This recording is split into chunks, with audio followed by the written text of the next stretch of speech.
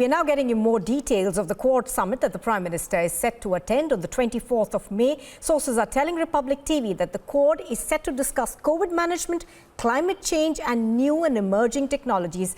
Let's go across to Abhishek Kapoor, our senior executive editor, who is reporting from Washington, D.C. Abhishek, give us more details of what you are learning in terms of what for India will be on top of the agenda at the Quad.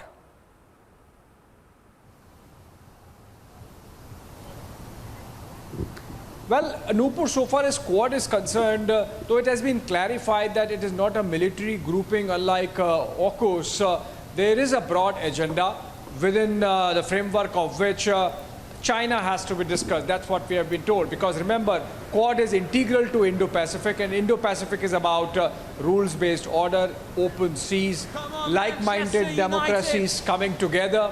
And so Quad has to discuss these. And the backdrop is Chinese belligerence that we have seen over the last couple of years, be it Ladakh, be it South China Sea, be it Taiwan, be it Hong Kong. So I think China happens to be the elephant in the room.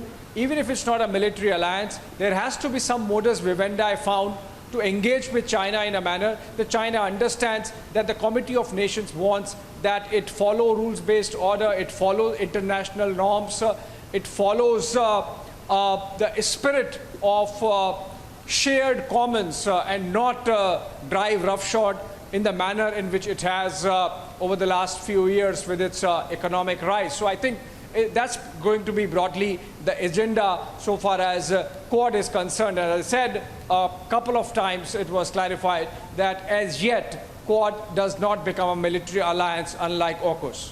Now, absolutely, Abhishek, but you know, there have been, the first meeting of the Quad was actually a non-starter. For this meeting, for Quad to really take off and become a substantive grouping, so to say, in the Indo-Pacific, what are the things that India perhaps will be suggesting to make it have more teeth, if I could use that word?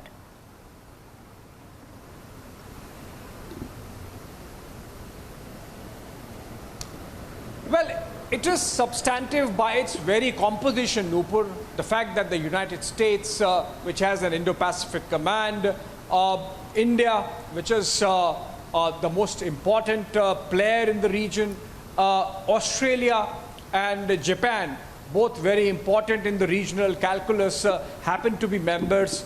And something that unites these nations is that they are democracies, and that's something which really connects and brings these like-minded nations together and sets an example which others should be following. In fact, beyond, I mean, if you remove the military aspect for a while, there is a lot of commonality of interest, commonality of concerns, mutuality of core objectives that bring these nations together.